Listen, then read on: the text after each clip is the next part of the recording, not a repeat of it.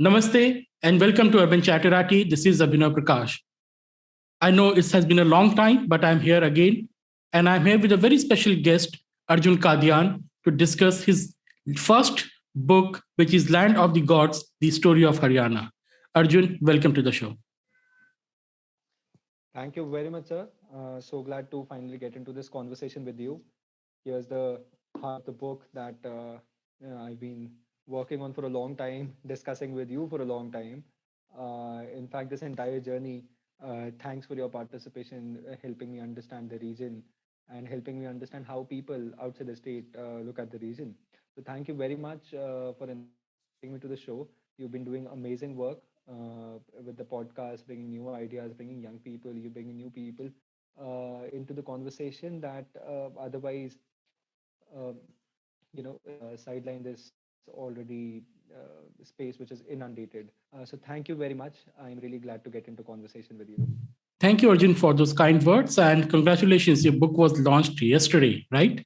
Yes, Yesterday sir. was the launch, or day before yesterday was the Day launch? before yesterday was Day the before launch evening yesterday. at 6:30 at the Mhm. India International Center.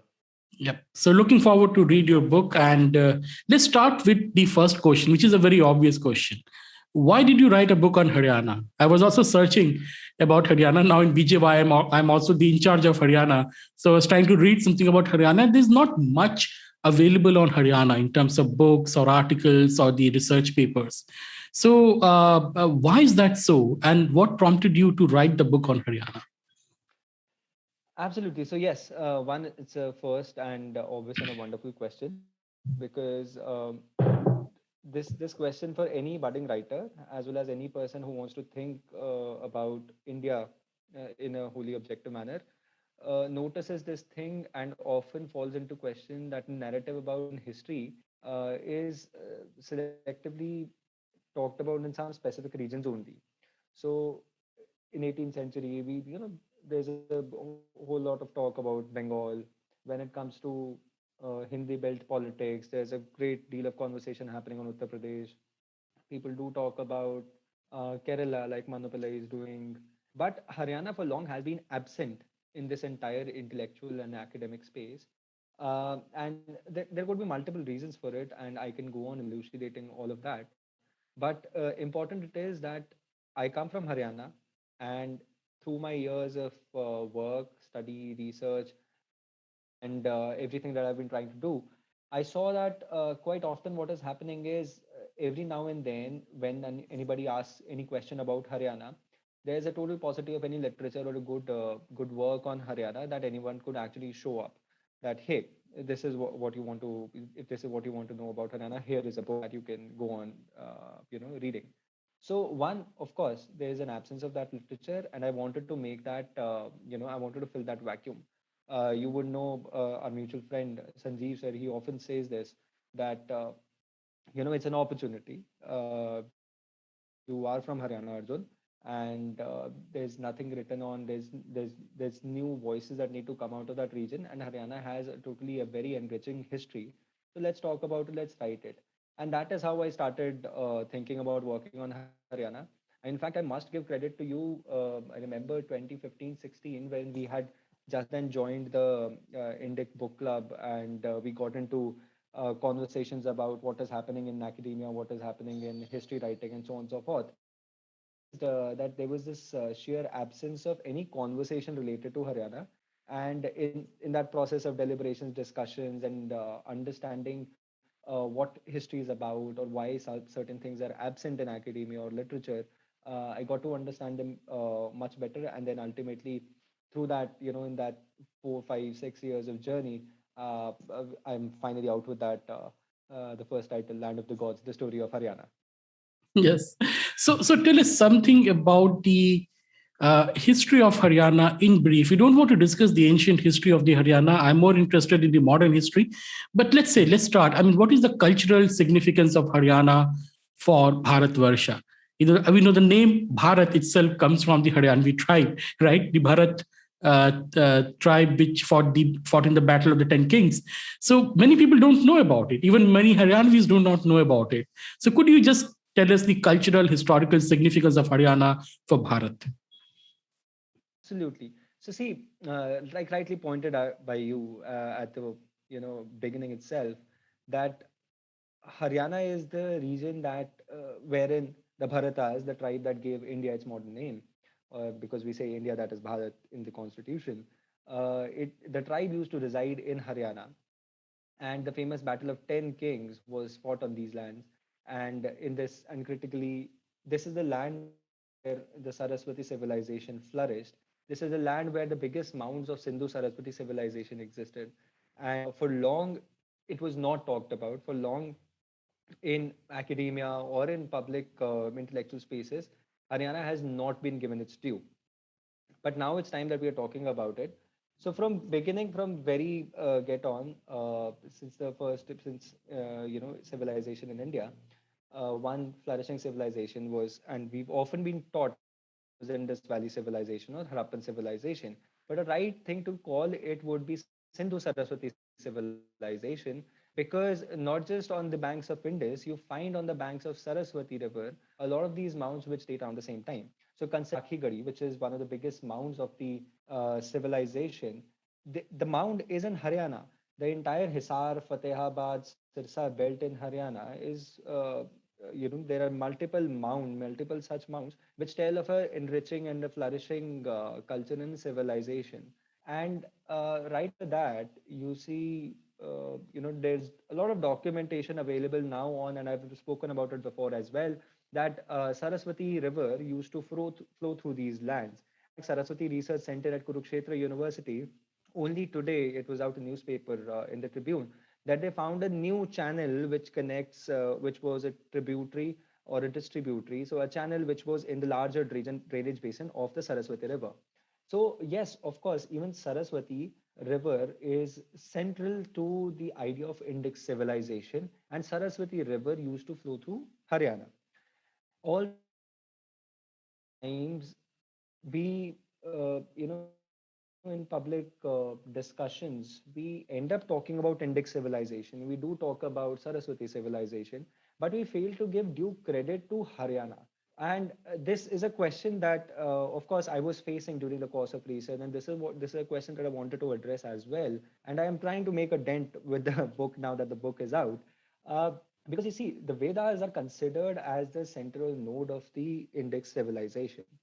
Where were the Vedas written? The Vedas were written on the banks of Saraswati River.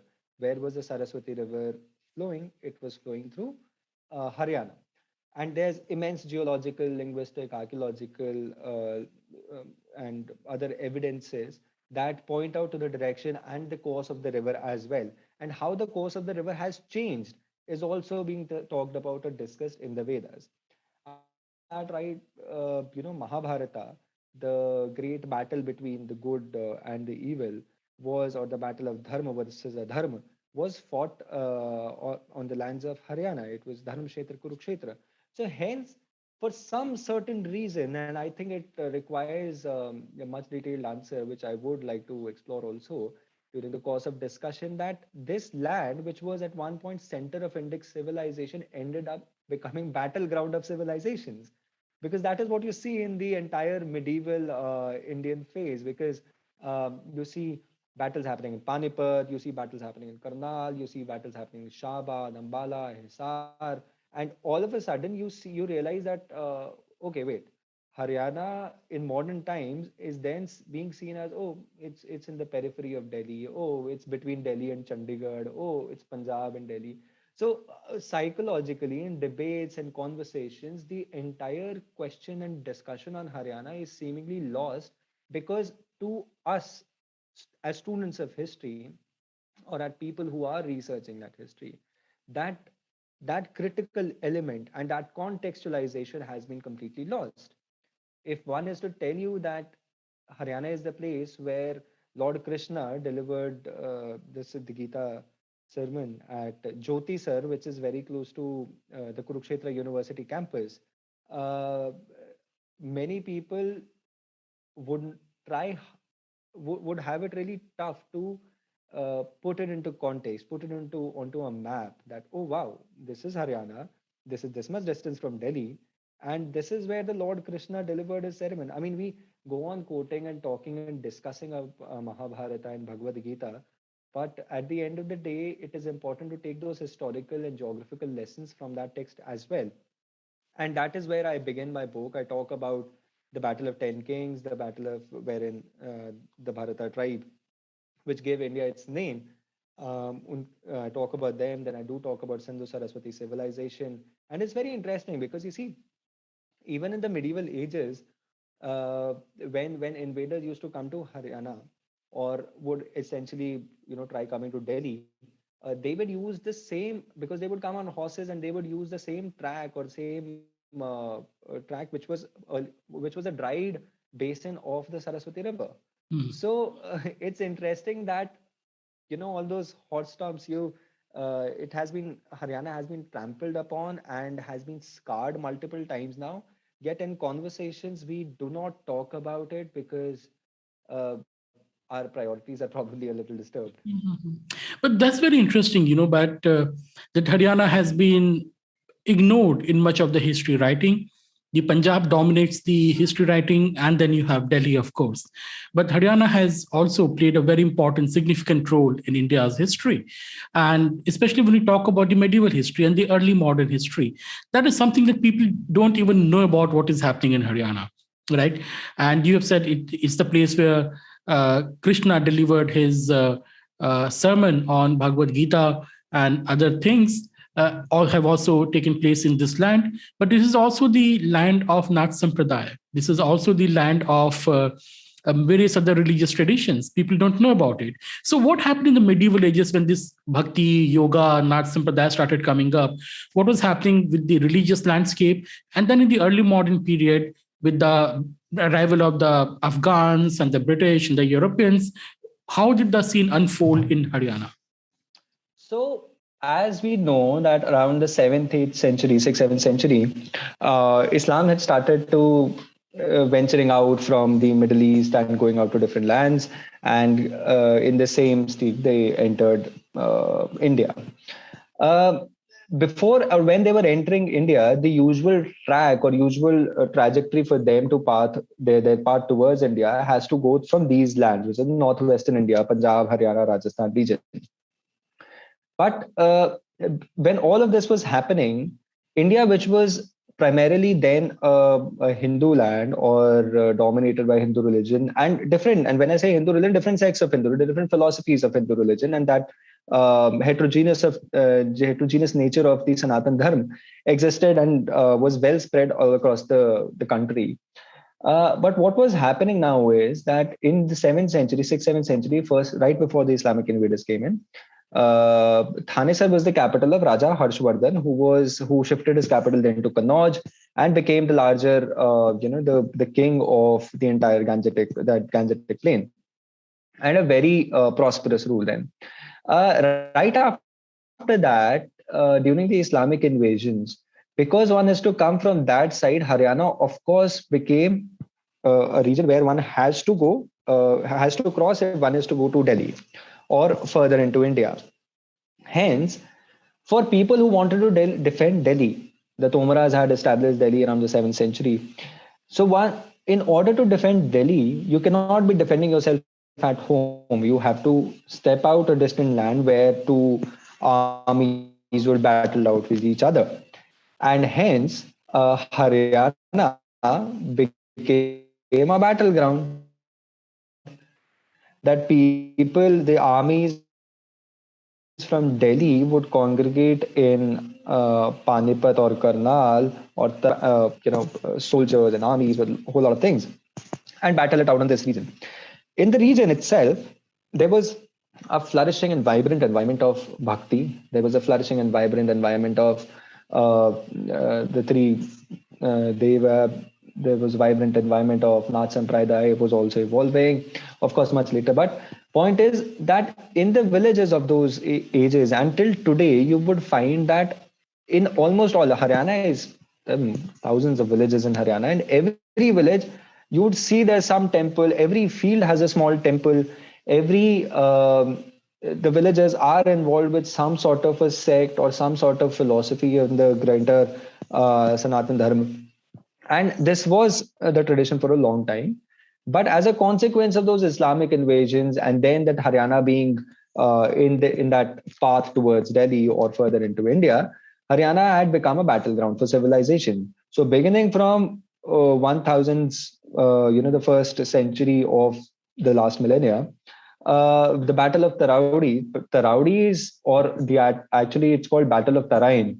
Tarain is Battle of Taraudi, and Taraudi is right just when you cross Karnal. Karnal is the Chief Minister Manohar Lal Khattar's constituency, and right when you cross this constituency in the same district, there's Taraudi. That is where Prithviraj Chauhan fought with, I believe, Muhammad Ghori. And so from there on till very recently, and this is what I've tried to explain in the book as well, Haryana became a battleground for civilizations. It has been scarred multiple times. It has been trampled upon. People have suffered a lot. Villages, economies essentially been destroyed. But it's been the spirit of Haryanvis who have mostly been villagers and tilling on their land, but always ready and eager to take on enemies by picking up weapons. That they were able to fight back and make a pushback anytime somebody enforced upon them, somebody charged upon them. And this has been the spirit of Haryana for a long time. And this is this psychological grooming that, okay, whatever may be, however bad times may be, but we can always strike back. We can always get ourselves up and, rebuild ourselves. This is a psychological tuned mindset of Haryanvi, which is now probably reflected in the sporting arena. This is how you'd see that many sportsmen and sportswomen are coming out of Haryana.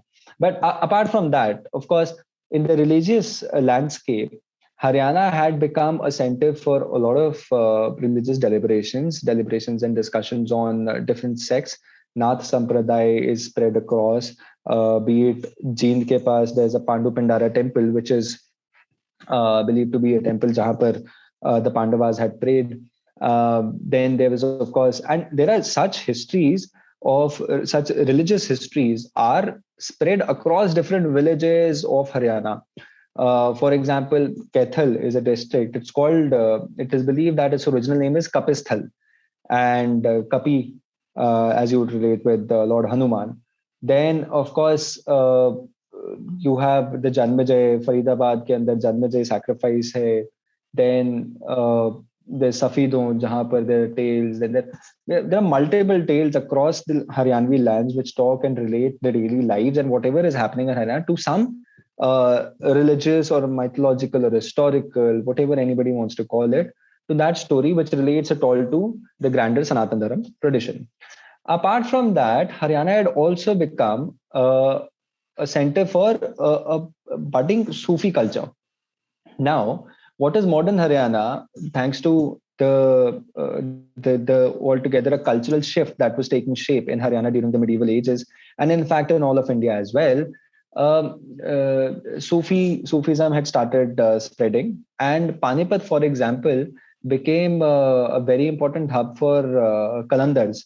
And these Kalandars, on the shrine of the Kalandar in 1857, people were being rallied together to respond against or to fight back the British. So it's interesting. So a lot of those things were happening that I wanted to talk about in the book, and which I do talk about in the book, because the entire idea while writing the book was to ensure that people who understand conventional history, so I try to use that conventional history and anecdote and draw attention towards what was happening in India.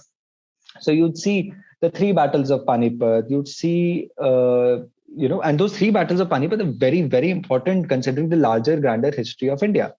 These are epoch-defining battles. First was between the Lodi and Ibrahim Lodi and Babur, where Babur essentially became and proclaimed himself as the emperor of India. It was Babur here in Panipat that the first Babri Masjid, the first Babri Masjid was in Panipat, made out of Lakhori bricks. And there's an interesting history behind that also, and well documented. To celebrate his victory, Babur made a masjid in Panipat. So that's very interesting, right? Now, in the second battle, Hemu, who was Hindu from Rewadi area, and who rose from limited means and essentially ended up, from being a trader to becoming a very powerful king. And in fact, shaking the roots of both the Mughals and Surs for a time and proclaimed himself the emperor. He fought Akbar in 1556 in the battlefields of Panipat. वो तो, like we say, whatever was, looking back in history, जो हुआ उसके बारे में, उसको कहते हैं ना कि वो लम्हों ने खता की और सदियों ने सजा भुगती. सजा न भुगती. That was the second battle of Panipat. So that is what happened in 50. And then, of course, the third battle of Panipat, 1761, a very important battle which changed the course of a considerable history. Had Marathas won the battle, the course of the next 100, 150 years would have been totally different. So all these battles happened. In fact, that the Persian invader Nader Shah ended up sacking Delhi. The defenses for Delhi were laid in Karnal. And it is actually the Battle of Karnal wherein the Mughals failed to defend themselves in front of Nader Shah, and Nader Shah ended up pillaging Delhi, sacking Delhi to no extent. And William Dalrymple writes about the Battle of Karnal. The Mughal army simply was routed, and that sent the signal across the India that Mughal power is no more. It's all pomp and show, right? It's all pomp and show. Yeah. And then you see all the regional powers started writing, Hyderabad, Nizam, everyone said Tata bye-bye to the Mughal court, right? So absolutely. And I also write about this very interestingly in the book too, because see, what we are made to believe, the way we are taught history, is that the Mughal rule was, all pomp, glory, राजे महाराजाओं का समय था, and नवाब उस वक्त राज करा करते थे और सब खुश था, सब खुशहाली थी. अरे कहाँ की खुशहाली? In the second phase of Aurangzeb's rule, you see that a lot of local powers and Jats, for example, Rohilas and Sikhs and Satramis, they raised rebellion against the Mughal rule, and they raised it to a certain extent, and we are not taught about that. But what they did, or they ended up doing, was a massive revolt considering the circumstances they were living in. For example, in the entire Braj Kshetra, the Mathura, Hathras area, the Jats had raised the banner of rebellion and under Gokul. Yes, Gokul. And there's a proper lineage, Chudaman, Gokul, Rajaram, and so on and so forth. And so much so that at one point, they had pulled out Akbar's, and they opened Akbar's grave, or Akbar's tomb at Sikandra, pulled out those bones and threw them into a pyre. So bringing... I think it was Rajaram Jat, right, who did it, if I'm not wrong? It was Rajaram Jat. So you see all of these things happening during that phase in Mughal history. And when you think about it and when you try to contextualize it, what they were trying to do was essentially opposing the Mughal ways of life, and or probably Mughal ways or Mughal intrusion into the their daily lives. And you see something similar happening in Narnaul also. The Satrami rebellion, I say Satrami because what happens is, because Haryana's history has not been taught really well or discussed in academia, it is very tough to relate or for anybody to contextualize that Satrami rebellion was happening in Haryana, very close to Delhi, like 150 kilometers away. The Satramis had raised a rebellion against Aurangzeb, and they had incited such fear into the Mughal army that Zinda Pir Aurangzeb had to write some handwritten totems or flags had to be tied. He made handwritten notes and tied on their weapons he had to ask the Hindu priests and all these Muslim Maulvis and Maulanas to go and bless each soldier individually. If it was a Hindu, give some totem and all that. You are going to fight the Satnamis, right? Because the Mughal army was so terrified of the Satnamis that these people are ghosts. They can come and kill them all out of nowhere. So it was very interesting rebellion, very brutally crushed, by the way. Very brutally crushed, of course, but I want to see it from the other's point of view, because one, of course, we've been taught about the Mughal history in a certain way. Imagine what the Satramis must be feeling back then. The Satramis had become such a powerful force. They're a very local they were concentrated in a region around Narnaul, and they had become such huge challenges that the foundations of Delhi were in a critical shock. So, and that is what is important, and that is what was interesting during my course of research as well. That what we are often told and the way we believe our history, or we have been taught our history, it's remarkably different from what's happening, because nothing in life in general and academia essentially is black and white. You need to explore more, and the more you dig and the information you try to find, you understand that there are opposing views and there are also alternate theories, and there are people who see this entire history in a certain way, and there is a counter narrative as well going on. So yes, of course, all of that during the course of research. That's true. I mean, the people of Haryana played a very important role in dismantling of the Mughal Empire, and basically the emperors of the Mughal Empire became the emperors of Delhi only, and in fact Lal Killa only, before they were finally overthrown.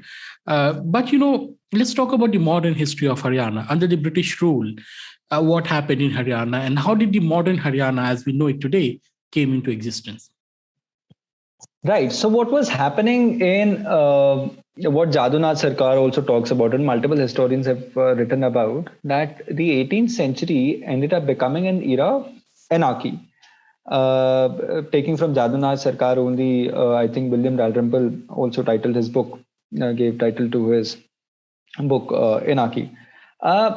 So in that phase, there were multiple people in Delhi, Haryana region who were pretty active as dominant players who could be deciding on what could be happening in northern India. And I'm choose my words very carefully here. Why I say northern India? Because by the time, Mughals were a prime force for a very short phase of time, considering the larger, grander history of Bharatvarsha. And during that phase, many local regional powerhouses had started developing. One important point to realize is that Mughals were cash rich. Mughals had established, because there were generations in India who were living, dying, and generations after generations who were seeing that okay, हमारा जीवन आता है चला गया, but Delhi पे जो राज कर रहा है वो मुगल ही है, बिकॉज 150-200 साल की, तो today we are seeing it as life expectancy 60, 65, 70, there are people living 90 and 100 also, भगवान सबकी उम्र दे. But back in the day, our challenges were different, and challenges were as basic as food, hunger, and people would die out of it. Paracetamol has changed lives. लोग बुखार से मरते थे. So in that phase of where the entire social cultural life was very different, in that phase, everybody would see that who is living on the, who's ruling the Delhi throne is essentially the Raja or Maharaja of Hindustan. And people would also consider it that way. That is why the English also, that is why the Marathas also were so obsessed with dominating court politics in Delhi, that whoever dominated the court politics in Delhi is a de facto ruler of Hindustan. So in that phase of 18th century, this entire space, this entire northern India, this entire region had become there were Rohilas, there were Marathas, there were Jats, there were Mughals, there were French, there were English, among a whole lot of other. Gujars were also playing a rebellion, and so on and so forth. Sikhs had cropped up as a powerful force. So they were fighting out with each other on these lands. So that phase after 1761 till 1803 is specifically full of immense anarchy and turmoil in Haryana. Until in 1803, the British defeated the Marathas in the Second Anglo-Maratha War. And it's interesting. I spent a considerable time reading, writing, and I was a civil service aspirant as well. And I've seen how we are taught and how we are supposed to write history in those answers.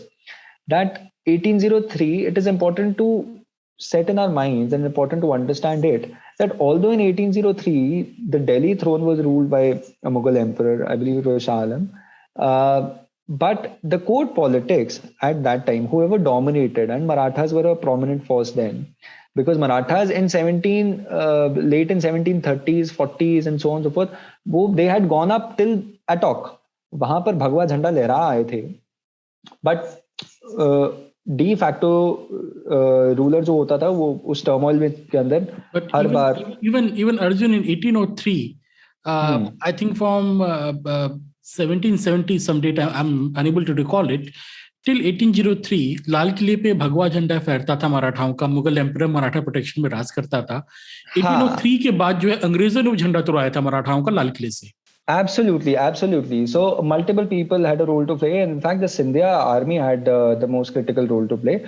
So Daulat Rao Scindia was in 1803. Prior to that was Mahaji Scindia, who actually brought Shah Alam, who was then a ruler in exile, and brought him back to the Delhi throne. And from there on, the Marathas, and the Scindias more specifically, were the protectorate of the Mughal rule. The Mughal emperor or the Mughal empire was protectorate of the Maratha power. Yes, absolutely. So in 1803, as a consequence of the Second Anglo-Maratha War, and that battle is also very critical to understand how fortunes have changed in our history, because the commander of the Maratha forces near Delhi the general was a Frenchman.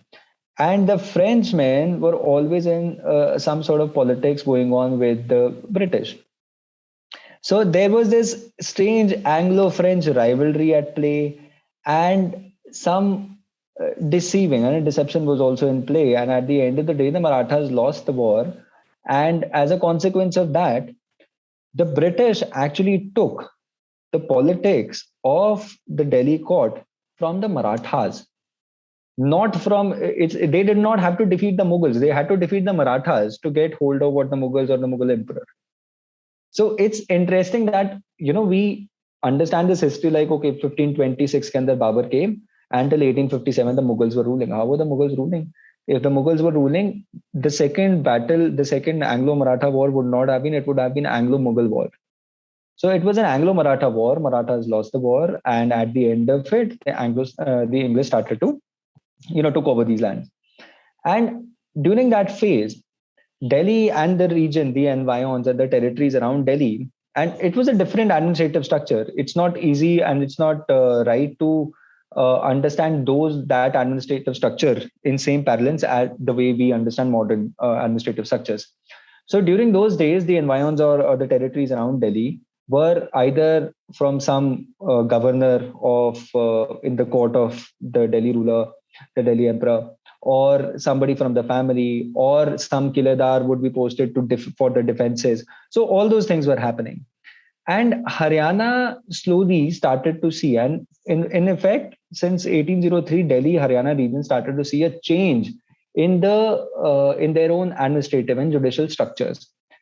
From there on till 1947, the British have brought in laws, acts, policies, back-to-back notes and things like that, and changing the entire structure, the way of living of Indian civilization. That we are having this conversation is English is a byproduct of what they did in 1803. You are also. आप हरियाणवी में भी बोल सकते हो, बहुत सारे हरियाणा के लोग भी देखेंगे.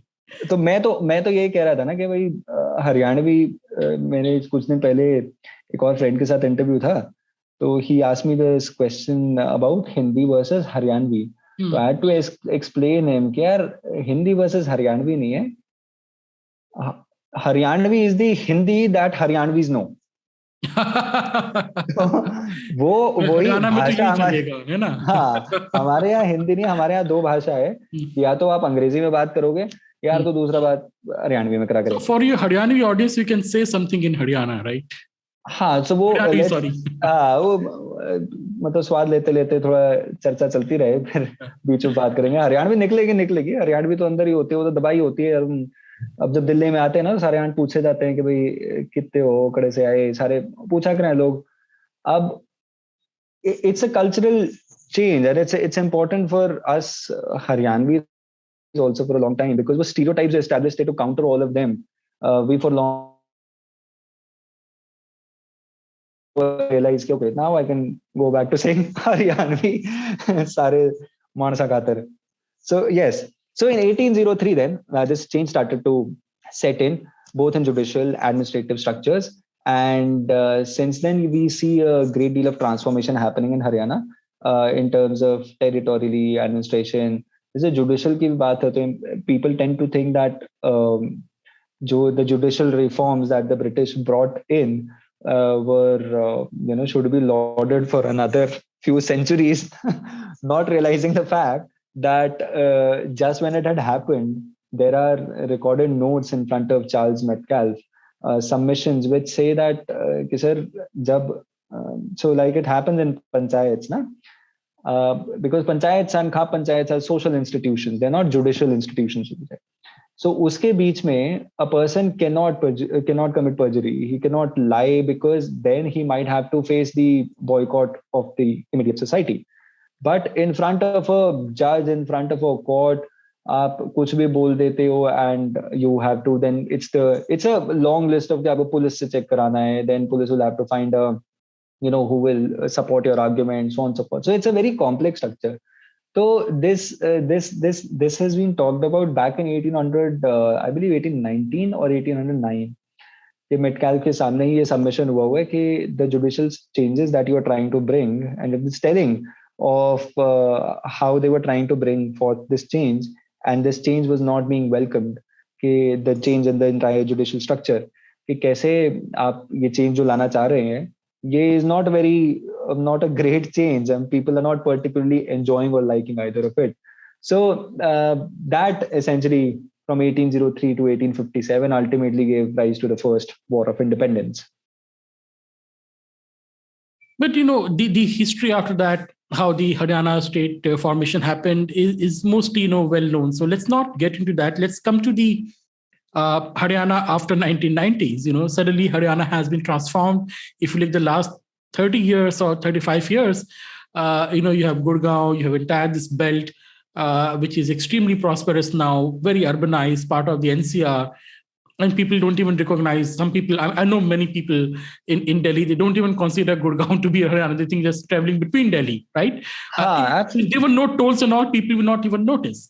So Haryana has become part of this. The parts of Haryana have become part of this megapolis called Delhi. What are the changes which has taken place at the social level? There's lots of migration out of Haryana, lots of cultural influence from Delhi, lots of modernization which has happened, at least in certain parts of Haryana, how that has played out at the social level, political level. And also, Arjun, why are the Haryanvi songs competing with the Punjabi songs now in the last few years? What took it so long? Interesting. So you've given me a huge canvas to paint now. Let me begin by this. So see, those two questions that I would like your viewers why they should pick the book is because when I address this question of or this argument between Haryana and Punjab, people tend to say कि Haryana Punjab से ही निकला 1966 के अंदर, which is false, a very faulty statement and uninformed remark. And in order to do that correction, people please buy the book Land of the Gods, published by Rupa Publications. And then of course there's this argument about Delhi and Haryana, because psychologically post independence everybody tends to think oh, Delhi has flourished, Delhi is this, Delhi has its charms, and so on and so forth, not realizing that Delhi itself is Haryanvi in the cultural sense for the longest time, and Delhi was part of Haryana, as it is written about in the one I've quoted a scripture from 1300 something Samvat. So yes, I do talk about those things. But then it's important for me to tell the viewers about this thing, because it is important that you bridge and you study that as well while we discuss or when we discuss what was happening in 1990s. Now in 1990s or just before 1998 began, Haryana had become the hotbed of national politics. How? With Tau Devi Lal. Now, Tau Devi Lal had become such a big rural force in himself that he would organize big rallies, bring a lot of great stalwart leaders of 1980s and 90s together on one platform on his birthday, boat club rally, and with the backdrop of the Rashtrapati Bhavan, the India Gate, and the same complex. And Haryana, for all of a sudden, or the Haryanvi farmers were at the center of all of these agitations that were happening in Delhi to push out the Rajiv Gandhi government. And Rajiv Gandhi was ultimately pushed out of power, and Sarkar aayi VP Singh ke paas. In the VP Singh's government, two important, multiple people were important, but two, three names which were very important was Arif Mohammad Khan, Arun Nehru, and of course Tau Devi Lal. And उनके बीच में conflict चल रहा था.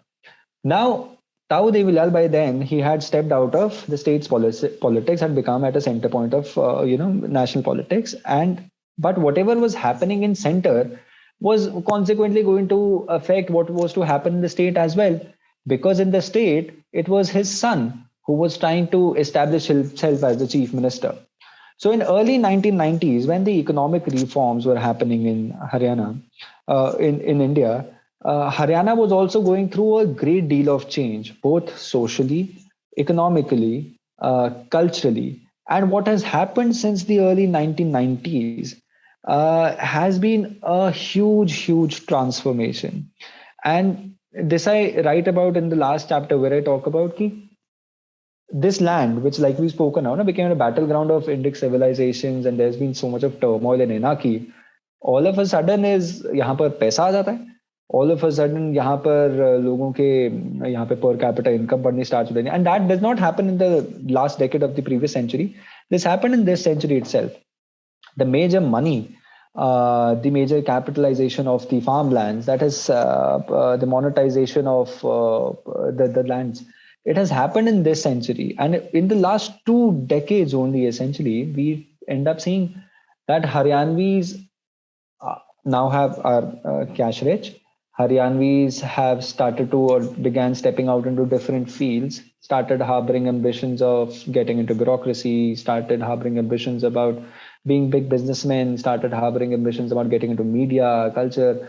Malika Sherawat, back in the day, Randeep Hooda, only at the break of this century would you see Randeep Hooda making his mark. Prior to that, when Juhi Chawla did it, or when Sushma Swaraj became a great leader from Haryana to become a big, woman leader and a big leader in India, tab bhi for a long time people would not relate her to this territory called Haryana. But this century, in the last 2 decades, people have now started relating it to what Haryana is, where Haryana is, and what Haryanvis are doing. And a massive change we see Haryana's per capita income, Haryana's GDP. The reason Punjab and Haryana were divided was because there was a counter movement happening in Haryana, wherein Haryanvis put forth an argument that they are suffering because of this ill treatment at the hands of the Punjab government, which was ensuring that more of benefits, more of opportunities, more of economic and infrastructural projects were lopsided, where it was lopsided development, and so to say that Punjab was being focused upon for all developmental things, and Haryana was lagging behind. But then, since the new state was founded in 1966, it took 40 years. Haryana overcame Punjab in GDP. Haryana at the same time did remarkably well. Sports story itself is a huge thing. It's become such a huge thing that anybody gets into conversation about Haryana, first thing people relate, okay, it's a sports story of Haryana.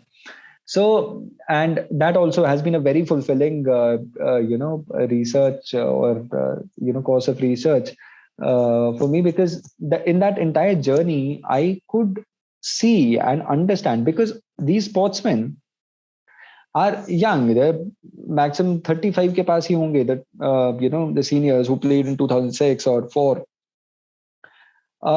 And to understand where they're coming from. Very limited backgrounds, very limited means.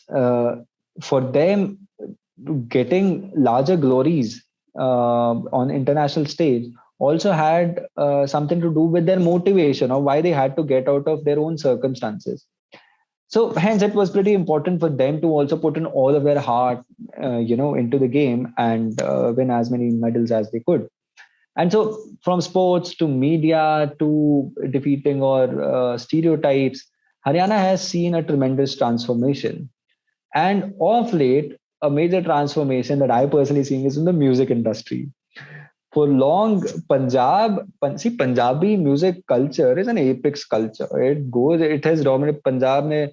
Back in the day, Surinder Kaur, Chamkila, they dominated Gurdas Man, Harbhajan Man, and so on and so forth. And they give us still pretty famous artists. अभी पिछले 2-3 साल के अंदर AP Dillon, Gurinder Gill, and all these people have become pretty hit. Sidhu Moosewala recently joined Navjot Singh Sidhu, and Navjot Singh Sidhu also tweeted out a short video where in the backdrop Sidhu Moosewala is giving reciting a poetry. So you've seen it for a long time in Punjab, but in Haryana you see a little because of that consequence of a lot of Haryanvis moving out of India. A little also because of the number of opportunities that this entire digital or data democratization has offered, and everybody could just pick their cameras, record something and put their own content out. That also gave them an opportunity, and you see some marvelous content coming out of Haryana. There are people like, for example, there's this new guy on the block, and he was a former national level player, and I believe he's based out of Australia, and his name is Dhanda Nyoliwala. Nyoli is a village. His gotra is Dhanda, and I believe his name is Praveen. And he's making some new Haryanvi trap music. So, and then you see a guy called Khasewala Chahar. Then you see Andy Kundu. So a lot of these young singers, musicians are coming out of Haryana, and in no time they're going to take on. So when the song came out, "Ladki Beautiful Kar Gayi Chul," for a long time people did not understand how is it related to Haryana or the language is Haryanvi. But now you see more and more of these young singers, young content creators are coming out, and they are going to bring about a tremendous change in the music industry and film industry. The Corona se pehle मेरे को याद है, I went to Jaunpur at the borders of the Awadh, where the Purvanchal and the Awadh basically mix, and it was a marriage. So this is, I think, Feb of last year, and there were Haryanvi songs playing in the. Then you realize that the Haryanvi songs are becoming popular. They used to be Punjabi songs back then, but now they're Haryanvis. आप ये बताओ मुझे, you spent a considerable time first studying and then teaching in Delhi University. Have you heard this song, वो जाटां का छोरा? हाँ, हमारे समय में हॉस्टल में बहुत बसता था, because lots of Haryanvis as well, ना? I remember because growing up ना वो you would not listen to these songs. आपको ऐसा लगता था कि आपकी भाषा ना खराब हो जाए. And college में आके रात को 10-11 बजे गाना बजता जाटां का छोरा. So you would see all Haryanvis ganging up together, dancing the night away. So yes, this transformation is underway, and I think a lot of tremendous transformation is going to happen in Haryana, both from socio-cultural and economic space. And that is the reason why I try to make an argument in the book that it is the next few decades are going to be Haryana's decades, because Haryana now has the capital. The Haryana now has educational institutions. Haryana for the first time is now seeing that there should be a transparency in governance. There should be fair process of recruitment, which Haryana was earlier infamous for. So that this change has been brought around in the last few years. And as a consequence of all of that, Haryanvis will now see a major growth in all aspects of their socio-cultural life. Basharte Haryanvis keep their heads straight and focus towards that, Haryana needs to have its own important identity that may or that should be respected all over the world. And a great deal of those things are being done by Haryanvis all across the world. There are Haryanvis settled in US, Canada, Australia, UK, who are doing their bits in preserving the Haryanvi culture and identity. And it is important. So all of these things will add up and give a clear direction to where Haryana is going to head in the future. Mm-hmm. So Interesting, Arjun. Yeah, please. Yeah. So just to close the question that you asked, I wrote a piece of I think 1.5 2 years back for Swarajya, where I said this thing very clearly, that Haryana needs to focus on modernizing agriculture. It needs to focus on its she factor, the development, bring in more economic opportunities for women, bring in better health infrastructure for women. And then Haryana needs to invest more on foreign cooperation and collaborations. Happy to say that Haryana is working very, in a focused manner in building those foreign collaborations, because only recently I read about an African conclave were organized by the Haryana government, and more such initiatives are being taken. So yes, you have your work sorted, sir. बहुत काम है आपको, but yes, Haryana is going to be the next few decades are going to be Haryana's for sure. Thank you, Arjun. It was such a long conversation, a beautiful conversation, but all things must come to an end, and we have to keep certain topics untouched for the next podcast. But Yes. Thanks a lot for your time, and I'm certainly looking forward to reading your book.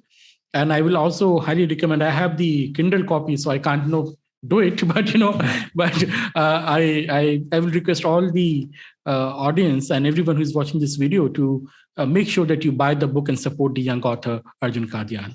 Thank you very much. Please continue supporting, and thank you very much, Abhinav sir, for inviting me for the conversation. It's always a great time interacting with you and learning from you, because you bring in different perspectives and aspects into every conversation that you do. More power to you and your work, sir.